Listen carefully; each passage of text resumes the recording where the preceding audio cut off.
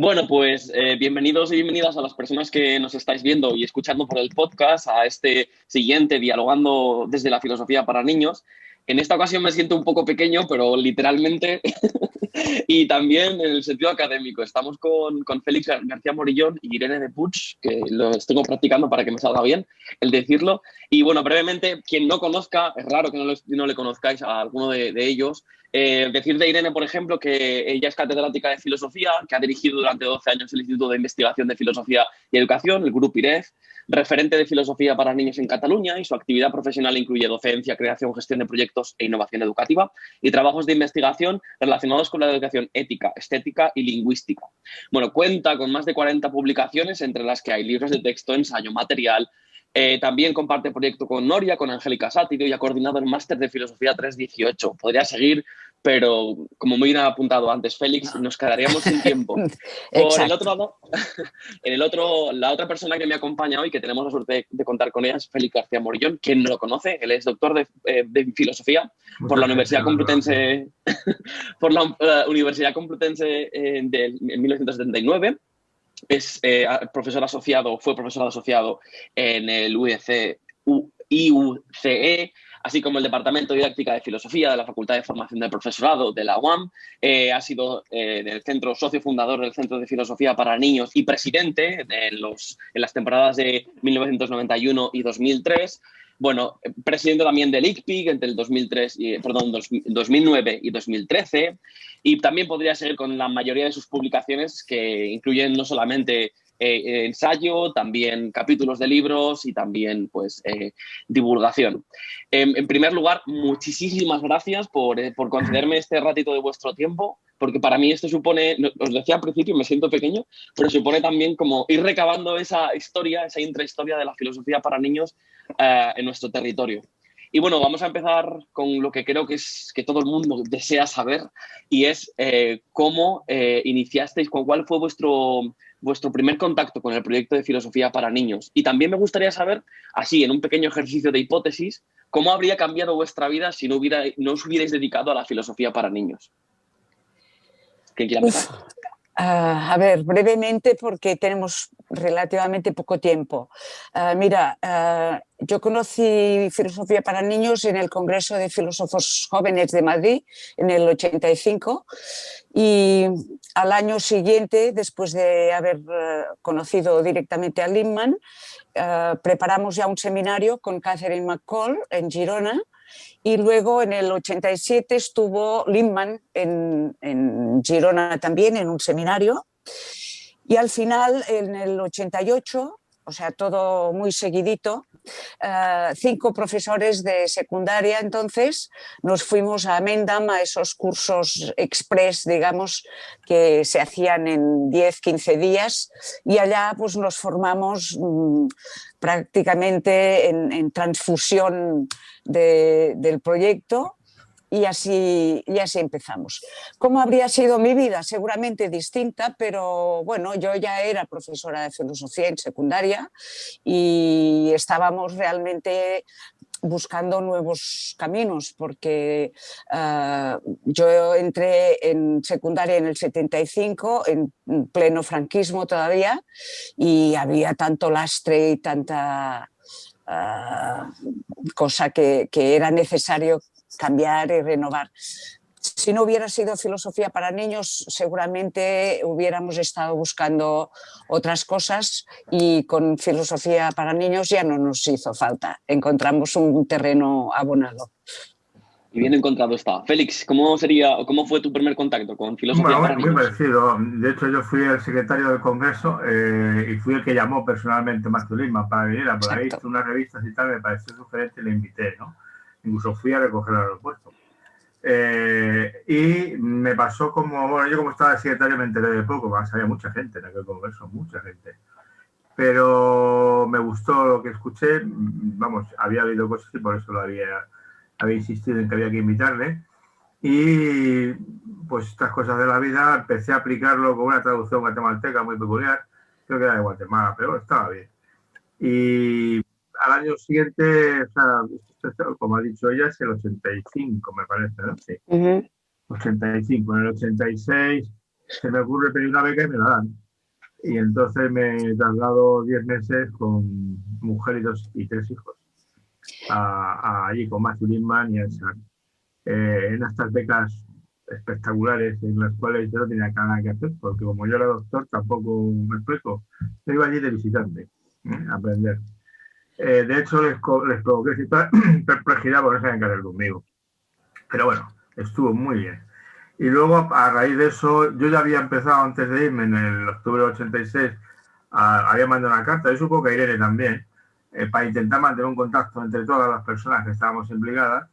Y cuando volví, que yo volví en junio del 87, pues rápidamente se organizó un curso de la SEPFI, que es el que había organizado y allí invitamos, fue el primer curso que hice en España en septiembre del 87, y ya alguna gente se interesó.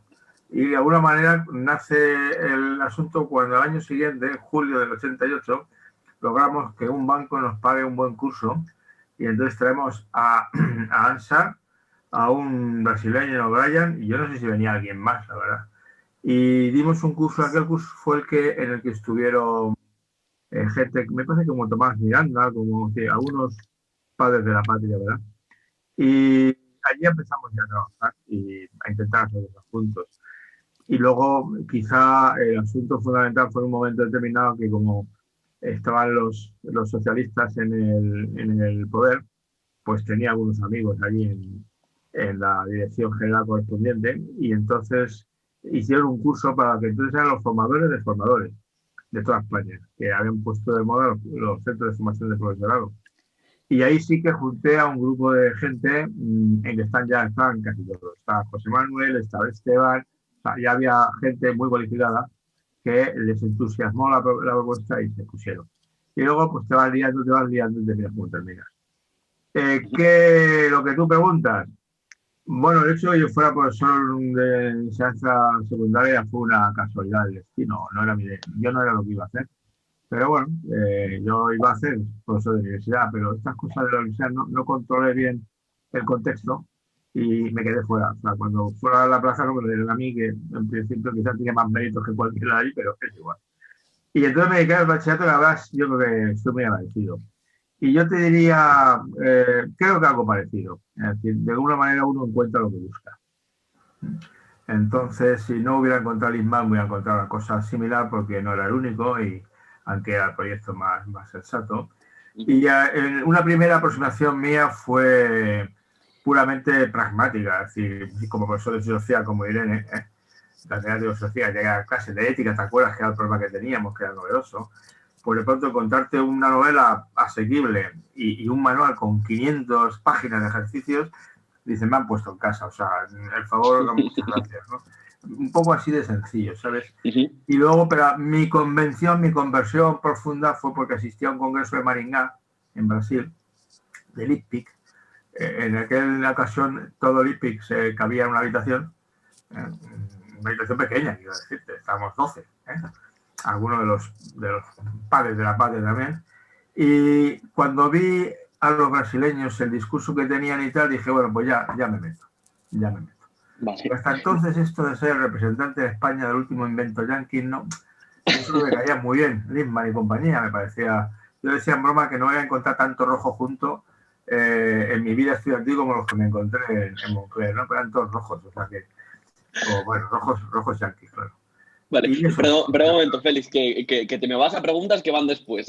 Vale. A ver, pues la cosa es que es verdad que Félix ha mencionado que les conoció, y en tu caso también les conocisteis. ¿Cómo recuerdas tanto a Lipman como a Sharp? ¿Como personas te refieres? O... Sí, como personas. ¿Y cuál fue tu primera aproximación a sus novelas y manuales?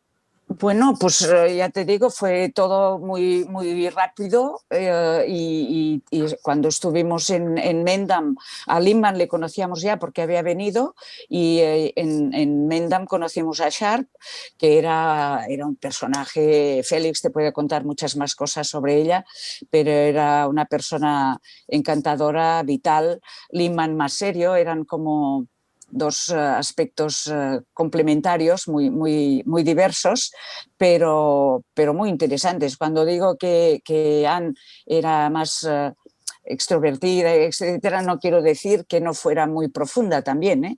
Lo que pasa es que Lindman tenía pues una postura como más rígida, parecía, era más serio, más distante, pero en el fondo era una grandísima persona y en cuanto conectabas con él era muy fácil. Nos entendimos con mucha facilidad con los dos.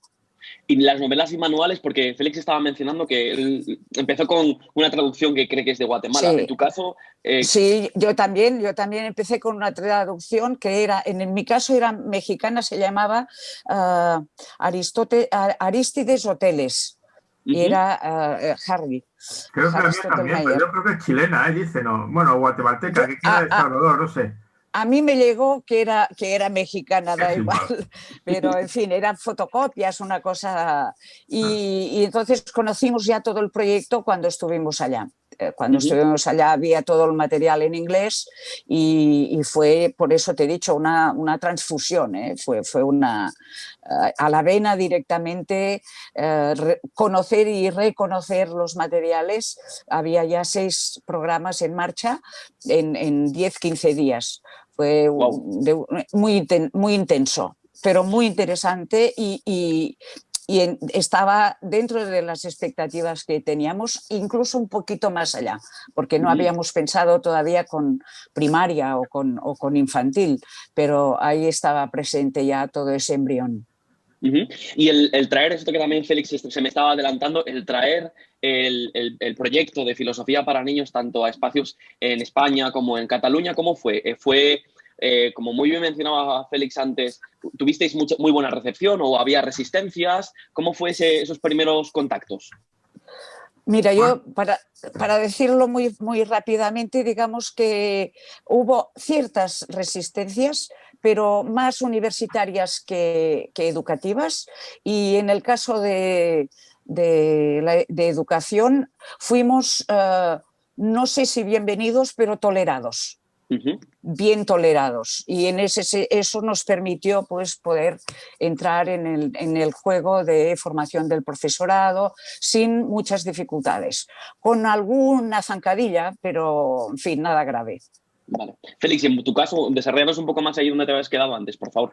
Bueno, en mi caso hay una cosa que es importante decir. Yo la relación personal con ambos, claro, Lindman, como dice, era más serio y era una explosión de vitalidad, ¿no? Yo recuerdo una vez que la estaba traduciendo secuenciados estas en Valencia, ella moviéndose y yo traducía muy serio, creo que quedó bastante chistoso el asunto, ¿verdad? Pero en cualquier caso, era el primer noche que estuve en Estados Unidos, lo mismo mis 5 hijos en casa de Anne, ¿no?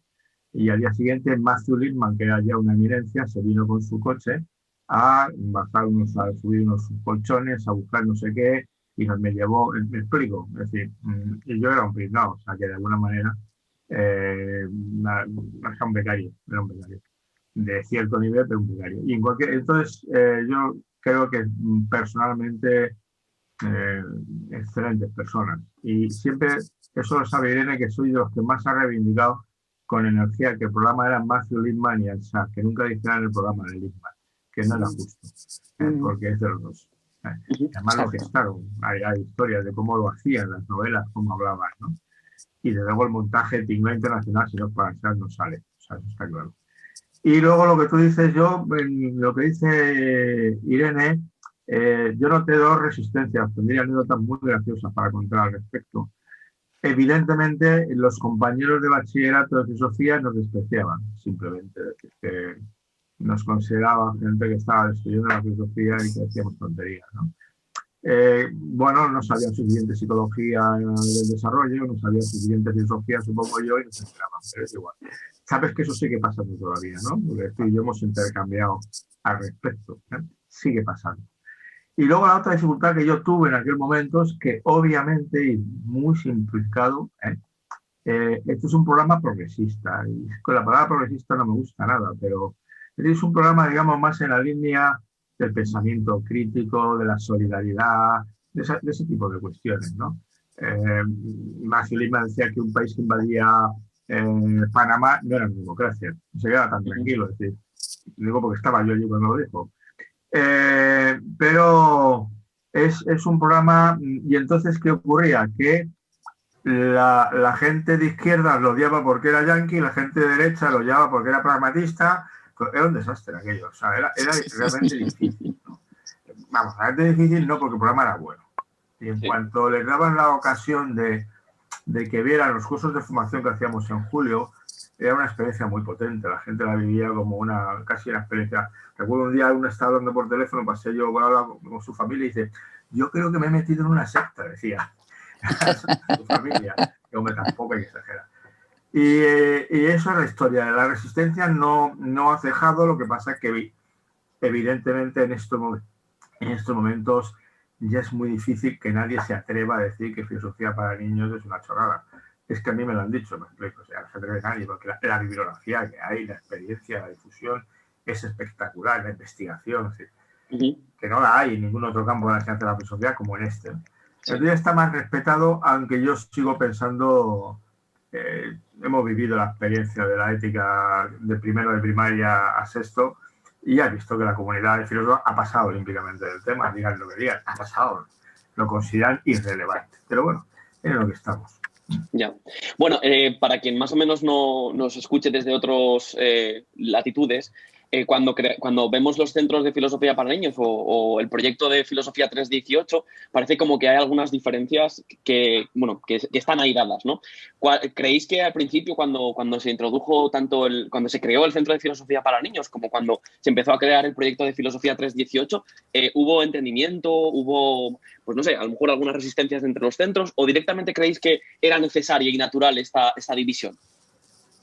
No, división no, diría simplemente que había muestras de la diversidad, pero bueno, de la diversidad política, cultural, del trasfondo, pero nunca hubo resistencias.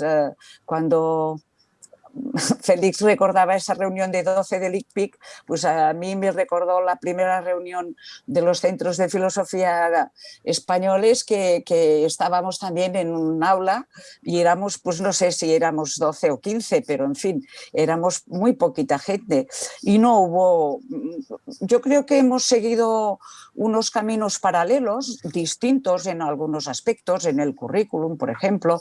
Cataluña no se han traducido todos los programas de Lehmann, en fin, pero nunca, yo no recuerdo que haya habido, hemos tenido diferencias, pero no divergencias. Quiero decirte que no, bueno, hemos estado siempre ahí, en todos los congresos y apoyando como una sola persona. Yo no tengo ningún mal recuerdo ni ninguna anécdota que me hiciera pensar que no habíamos sido respetados, y yo creo que nosotros también respetamos muy bien. Lo que pasa es que nosotros tenemos una geografía muy, muy pequeña y muy a mano, y eso hace que sea diferente. Por ejemplo, no hemos hecho un curso concreto en verano para todo el mundo porque la geografía nos permite movernos con más agilidad, ¿no? Pero son esas cosas que no son relevantes, creo. No sé qué dirá Félix, a ver. No puedo decir muchas cosas. Es decir, lo que es un hecho es que en el comienzo la gente de Cataluña hizo su proyecto y el resto hicimos otro proyecto, que no es más que eso. Es decir, entonces, ¿qué ocurría? Nada, pues ellas tenían la zona de Cataluña, y además Cataluña, porque con Baleares había algún contacto, pero no sé, nunca sé si llegó a cuajar del todo o no. Pero vamos, había gente que daban cursos en Baleares y tal, ¿no? Entonces, simplemente que ellas hicieron un proceso distinto y ya está. Es decir, y luego, como ha dicho Irene, los estilos son divergentes. En cierto sentido, el centro español o del resto de España, como quiera llamarlo, porque al final solo se llama centro de filosofía para niños. Nunca le pusimos apellido para no complicarnos la vida. Porque claro, si digo español, estos rollos que tenemos aquí, hispano. No, ibérico podría haber dicho. Pero, ibérico. No, yo sé que aquí no hubo. En Portugal estuvieron a matar directamente. Aquí no es. Y como dice Irene, pues luego se han hecho desde el principio. Ha habido todos los seminarios estos internacionales que pues iba quien quería. Y los de Cataluña solían ir a todos, como los demás.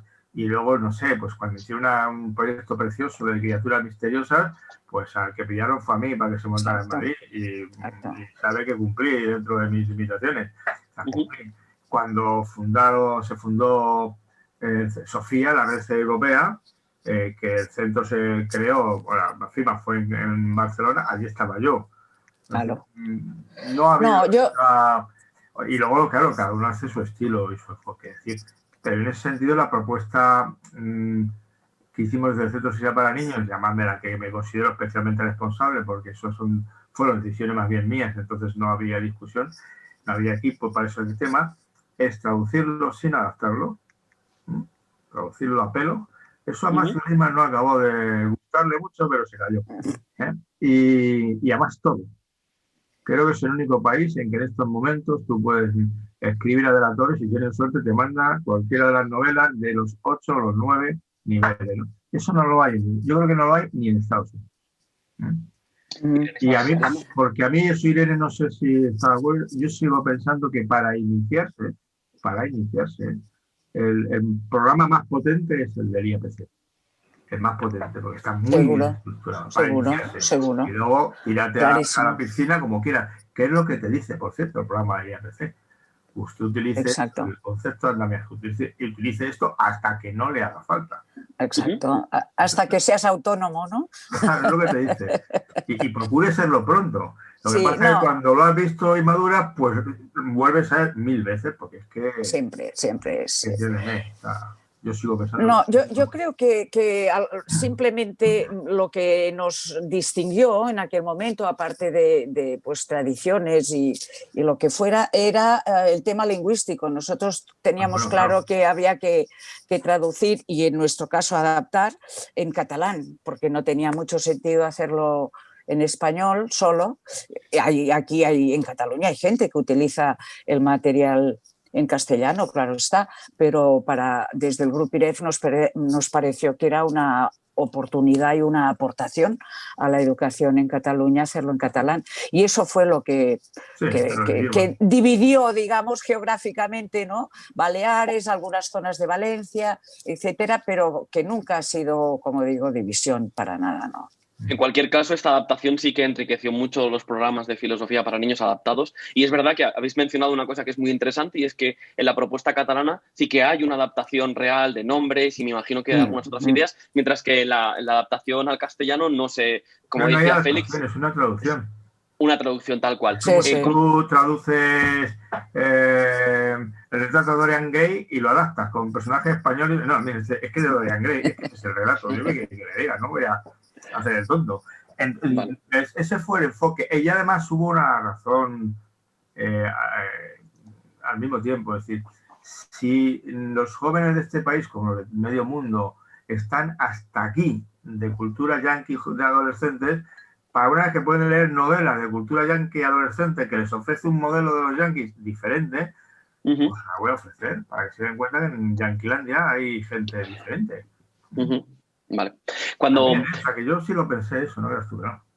Cuando hablamos de las primeras formaciones de profesorado en España, ¿cómo se hizo tanto en Cataluña como en el resto de la península ibérica? ¿Cómo fueron los primeros contactos? Me hablabais de que a lo mejor había algunas resistencias en la universidad, se fueron haciendo el curso, se fueron coaligando con algunas instituciones o no, más bien fue por libre.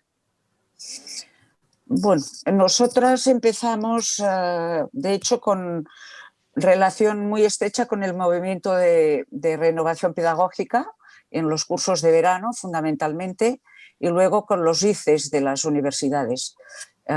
Eso fue un poco la vía natural. Y luego ya, cuando teníamos 2 o 3 programas traducidos, porque al principio andábamos pues, muy escasos de material básico, pues entonces empezamos ya a trabajar directamente con formación del profesorado en la Generalitat y eso fue pues, la vía oficial, ¿no? Por decirlo así, pero siempre conectados con organizaciones en algún sentido pues, progresistas, como decía Félix, como el movimiento de renovación que en los años 70, 80 era muy potente aquí.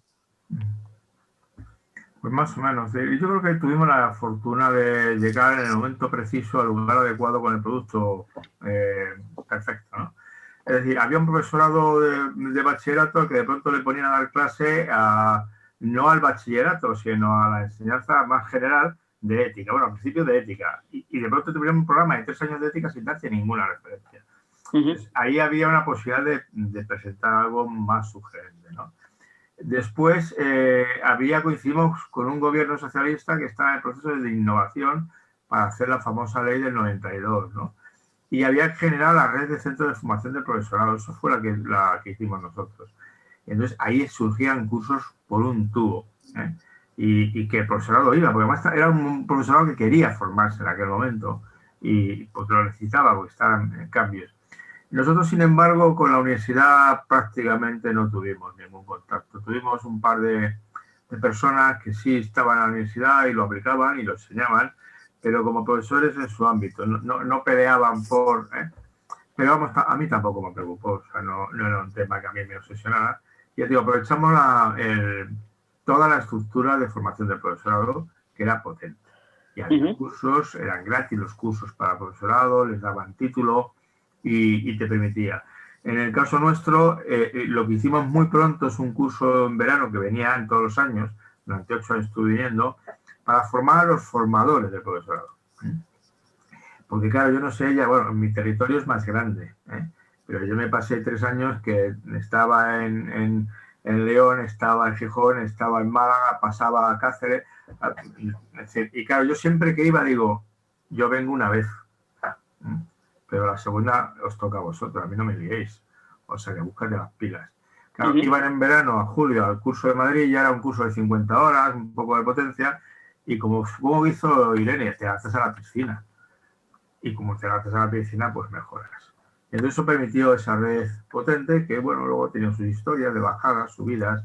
Ahora está en otro momento. Creo que está entrando otra generación en la que estás tú, que está volviendo a darle fuerza al asunto. Lo Y de cual hecho me parece bien. también podemos mencionar al Centro de Filosofía para Niños en Andalucía, que han cogido nueva fuerza, como mencionabas tú muy bien, Félix, que hay una nueva generación que intenta dar impulso y reabrir esos centros y esos espacios, como mencionabais, de formación y también de innovación. Por ahí me quería ir yo ahora, y es, como decía Félix, que el contacto con la universidad no había sido, al menos en su experiencia, muy alentador, pero sin embargo en Cataluña sí que se consiguió un máster de formación de filosofía para niños, ¿verdad, Irene? ¿Cómo fue ese proceso de ir alcanzándolo? Bueno, mira, la ventaja de vivir en una ciudad donde hay una universidad pequeña. La Universidad de Barcelona y la Autónoma, pues bueno, nos han tolerado, digamos, y hemos tenido apoyos fuertes dentro de esas universidades, pero el día a día se consigue con la familiaridad de los contactos directos, ¿no? Y entonces aquí uno de nuestros amigos y colaboradores en Filosofía para Niños, el traductor del currículum en catalán, Josep María Terry Cabras, ha sido catedrático ahí y entonces y 2 personas de su equipo han estado en Mendam formándose también. Por lo tanto, teníamos un buen equipo para intentarlo y así fue. Y además hemos traducido todo con la editorial de la Universidad de Vic, que es la editorial Eumo. Es decir, nos hemos movido en territorio conocido y un poco pequeño, pero que nos ha permitido pues casi lo mismo yo diría que con mejor calidad que en una gran universidad donde te pierdes con tanta burocracia, etcétera. Y ese máster pues nació simplemente de la necesidad de que la gente quería seguir formándose, como decía Félix, después de Madrid o incluso hemos tenido muchísimos alumnos, estamos teniendo muchos alumnos de Allende los Mares porque es en catalán y en español y entonces eso permite que haya gente que tenga pues la posibilidad de avanzar y de profundizar con el proyecto y tener un título universitario que le apoya también, ¿no? Exacto. Y además, si mal no recuerdo, este máster es virtual, es decir, se puede hacer desde Exacto, casa. Entonces, exacto. ofrecéis un montón de posibilidades que si no fuera de otra manera, pues a lo mejor, como tú muy bien dices, ¿no? Nos faltaría ahí pues ese título, pero también esa formación rigurosa, esa formación Exacto. formal. Ujú, Esa es la ventaja de la universidad pequeña, que no podíamos intentar que la gente viniera aquí a pasar un año o año y medio, y en ujú. cambio nos ha permitido trabajar virtualmente, y ahora ya cada vez más, ahora ya está Gloria en el máster, que tiene un dominio pues, más serio de las nuevas tecnologías, y ahora ya ese máster cada vez es menos virtual y más físico, porque los contactos, bueno, la tecnología nos ha permitido darle una vuelta, ¿no? Darle otra oportunidad, y estoy encantada de que así sea, sí. Ujú. Y que así sea y que sigan creciendo más formaciones en cualquier Exacto. espacio que nos siga haciendo Exacto, crecer. exacto, exacto. Sois personas de mucho bagaje y habéis aportado muchísima literatura, y aquí no me vale ser humilde porque no, yo no os lo permito. Me gustaría que nos comentarais cuál es de todo lo que habéis escrito la publicación de la cual más orgullosos os sentís. Yo, antes de esto, diría que la diferencia entre Cataluña y el resto de España eh, es un buen ejemplo de pensamiento creativo por Ujú, parte de los catalanes y por parte de nosotros. Ellos tuvieron la fortuna de encontrarse un espacio más pequeño, un terricabras, que esto no es un regalo importante, ¿no? Quiero decirte, pero lo tienes allí y lo sabes aprovechar, ¿no? Mientras que yo que me encontré dos infiltrados del Ministerio de Educación en formación de profesorado, con los que me permitieron montar una red, ¿no? Entonces, a cada uno, y luego un editor pequeño, pero valiente, porque meterse en editar eso exige valor, ¿eh? ujú. Y pues, cada uno aprovecha lo que de alguna manera tiene creativamente y se adapta. Yo creo que es la historia, ¿eh? Claro, No es más la diferencia que esa, ¿no? Y volviendo, perdona, era una interrupción, volvamos a lo que me preguntabas o sin preguntabas, problema. ¿qué era? Perdona. La pregunta era de todo el bagaje, de todas las Ah, publicaciones ya, que ya, habéis ya, hecho ya, ya. referidas a filosofía para Ya lo niños, he visto. ¿de cuál estaríais más orgullosos? Orgullosas. Yo es que me muevo muchas cosas. Entonces depende de qué quieras que hable. Acotando, relacionado con filosofía para niños, acotándolo así. Pero es que, claro, relacionando con filosofía para niños, al final yo no hago muchas distinciones. Hay un artículo mío que lo sabe, no sé si lo conocerá Irene, pero se ha publicado en español, en inglés y creo que en francés, que se titula Filosofía para niños y el anarquismo. Ujú. Punto. ¿Y por qué Cosa que estás más alababa orgulloso? mucho Matthew Lipman, por cierto, que era un filoanarquista encubierto, ¿no? No, bueno, encubierto no. Entonces quiero decirte que, no sé, yo no te diría, quizá una cosa de la que estoy muy orgulloso, de dos cosas muy orgulloso, es del libro de lo que yo llamo los dos últimos niveles del programa de formación de filosofía para niños, que es el libro que hicimos de primero de bachillerato. Creo que nos salió un producto bastante bueno, sinceramente, Ujú. en el que está adaptado, es un libro de texto. Yo nunca había hecho un libro de texto y de pronto me ofrecieron y dije, pues vamos a por ello. Y nadie distingue quién ha escrito qué. Ujú. Y es cierto que cada uno ha escrito lo que ha escrito, ¿no? Pero eso no lo decimos, sino... Y pasa lo mismo con el otro libro que tenemos de Luces y Sombras, de la historia de la filosofía. Creo que es un libro muy redondo, el manual es muy bueno, pero no estoy que presuma, ¿eh? Pero creo que son dos productos muy logrados los dos. Ujú. Con el libro de la historia de la filosofía, esa especial historia de la filosofía, te pasa lo mismo. Cada capítulo ha escrito uno, pero nadie es capaz de distinguir quién ha escrito quién, ¿no? Lo cual indica un cierto trabajo de equipo potente. Sería relacionado con filosofía para niños, quizás sería, y luego evidentemente yo tengo ese libro de Pregunto, Diálogo y Aprendo, que es un manual de haga usted filosofía para niños en cualquier momento de su vida que esté en la clase. Y es un tochito, ¿no? Es un tocho, pero muy, muy interesante. De hecho, muy Y ese aplicado por mí lo en escribí muchas. porque eran las clases que yo daba en un máster Ujú, de autónoma. Entonces me molesté, en las lecciones las pasaba a capítulos, se ujú. las daba a los alumnos, me hacían comentarios y al final se olvidó. Irene, ¿en tu caso?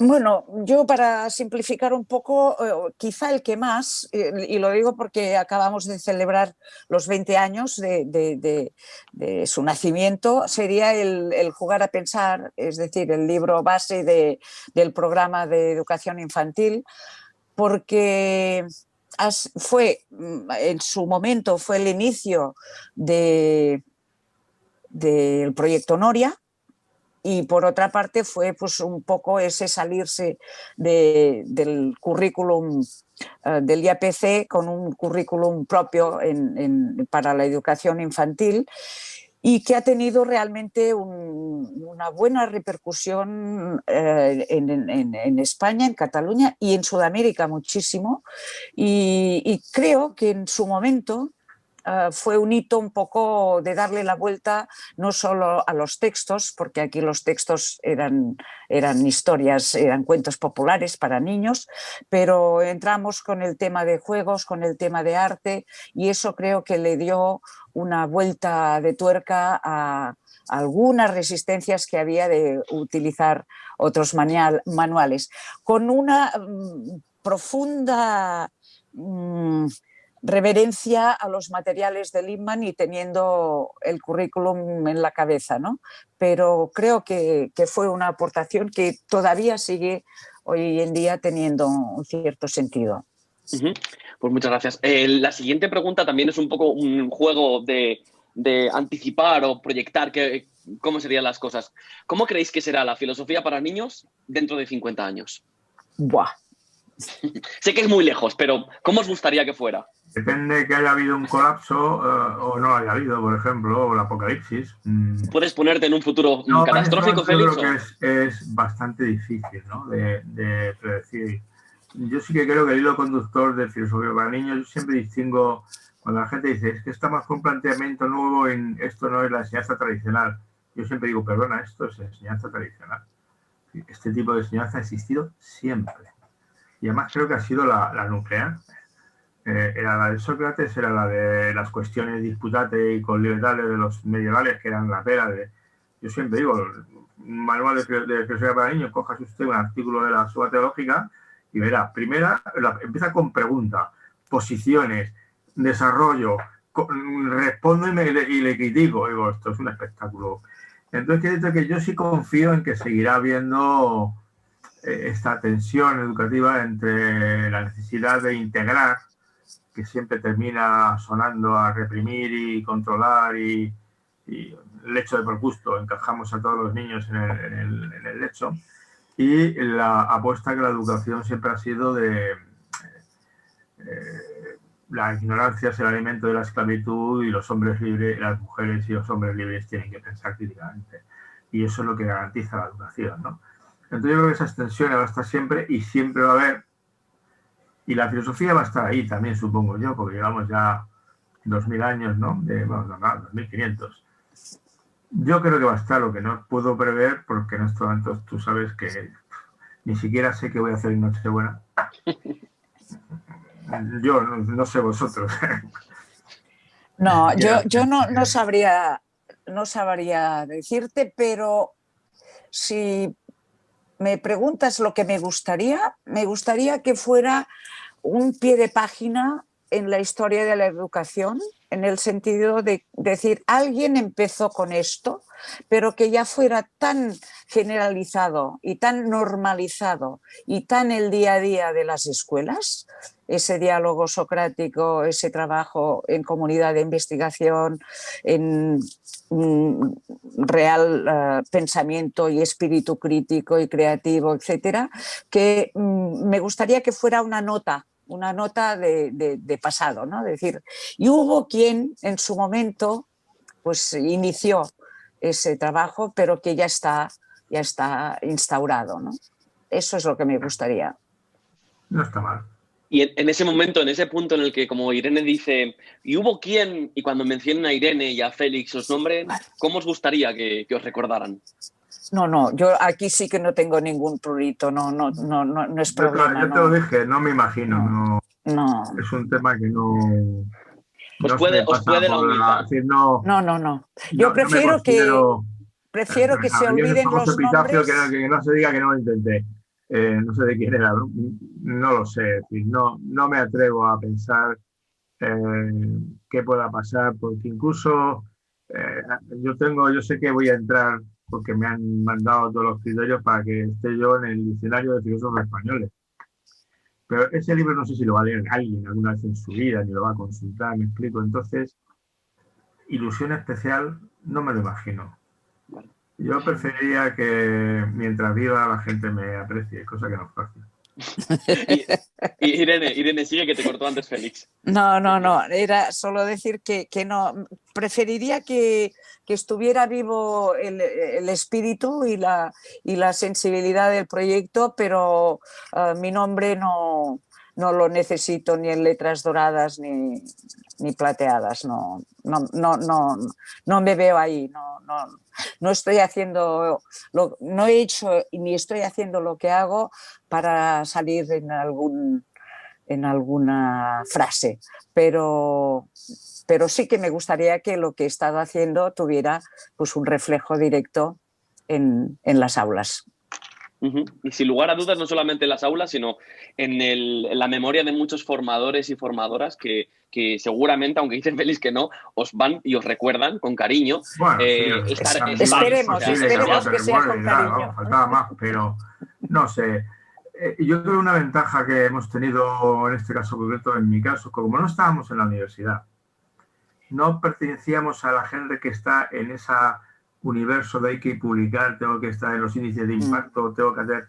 Yo siempre he dicho que yo no estaba en edad de merecer. Y que por lo tanto a mí esto del currículum, que no... Hombre, tengo, pero es que me da igual. Pero me da igual porque claro, cuando eres catedrático de instituto, que es lo que yo fui, por oposición, como Irene, luego ya no existió, se quitó esa posición, y me parece bien que se quitara, a mí es igual. Pero claro, la ventaja enorme es que una vez que estabas allí, yo estuve 3 años de formación para ser profesor de universidad y descubrí cómo funcionaba un poco por dentro y me dejó un poco impactado, ¿sabes? Y entonces, cuando eres catedrático de institutos, que ya no manda nadie en ti. No sé si me explico. Como decía yo un poco parodiando un día a una directora, oye, que el director es un interino, y yo soy vitalicio. O sea, céntrate un momento, déjame en paz. Bueno, no, de verdad, te da una serenidad tranquila. Y luego el contacto con los adolescentes te obliga a mantener una filosofía más viva. Por supuesto, muy cercana a sus preocupaciones, a sus intereses. Que son las preocupaciones. Claro, tal vez en 50 años, como decía muy bien Irene, este diálogo socrático nos lleve a temáticas y derroteros muy distintos a los que ahora estamos dialogando. Y con medios, y con otros medios. Y con otros medios, por sin lugar a dudas. Y esta pandemia nos está mostrando que hay otros medios y otras posibilidades también de hacer filosofía, de crear espacios de investigación, de diálogo, de cuidados y espacios creativos también. Exacto. Sea como sea, yo creo que os vamos a recordar, y ya os recordamos de hecho con un cariño enorme, o sea, os vamos a recordar siempre. Me gustaría, ya no nos queda nada de la entrevista, por desgracia, queríamos que fuera un poquito así comedida para que la gente la pueda escuchar y ver sin ningún problema, pero me gustaría, como solemos hacer en Filosofía para Niños, que evaluáramos esta entrevista. Y me gustaría proponeros que evaluáramos esta entrevista utilizando una idea, algo relacionado a los proyectos tanto del Centro de Filosofía para Niños Estatal como el de Cataluña. Si fuera una idea, ¿cuál sería? Irene, tú primero. A ver, yo, más que una idea, una imagen. Una imagen. Yo, y espero que no se me entienda mal, diría que una vela. Una vela por la luz, por la calidez, por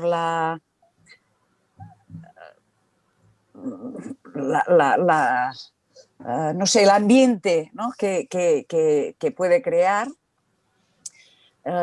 Creo que una vela sería una aportación en la historia de la educación, como decíamos, que puede ayudar, que aúna, que crea ese marco tierno y cercano, ¿no?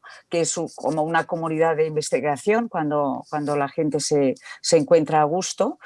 Y yo me gusta esa imagen de la vela. Me gustaría mucho que fuera un faro directamente. Enorme. Pero me quedo con la vela por la cosa un poco más hogareña. Humilde hasta el final. Humilde, pero también cuidadosa. Félix, ¿y en tu caso? Pues que me ha descolocado a Irene, pero yo voy a decir lo que he pensado de entrada. Yo he pensado en las sobremesas después de una agradable comida con amigos o personas a las que quieres y que te estás tomando un pacharán algún dulce, queso, disfrutando de la vida con los demás.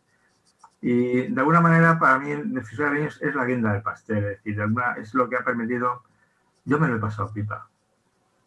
Eso también. Dando clase me lo he pasado muy bien. Bueno, he tenido clases que eran la de Dios, de complicadas, pero fundamentalmente me lo he pasado bien. Muy bien. O sea, yo estoy muy agradecido de haber tenido la fortuna de que alguien me proporcionara. Y por eso te digo es que es el banquete platónico, ¿no? Sentados con buenos amigos, buena comida. Y si además, que a mí me gusta, he cocinado yo para que lo disfrutéis, ¿ya? Y luego nos tomamos el pacharán. Me apunto, ya me apunto, Félix.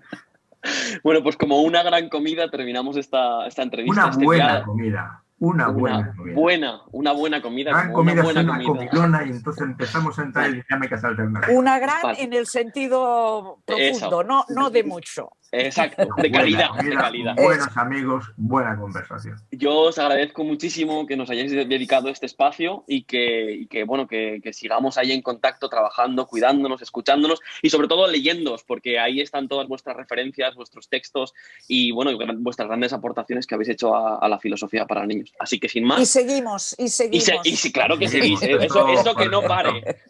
Esta entrevista nos sirve... Yo en este momento estoy un poco apurado de cosas que tengo que hacer. O sea que... Esta entrevista nos sirve también para agradeceros el tiempo que habéis dedicado y esperamos y os pedimos que no paréis, que aunque os jubiléis, que sigáis, que sois un gran referente y también una gran energía para los que intentamos ir detrás, ¿vale? No te preocupes. Jubilación, por favor.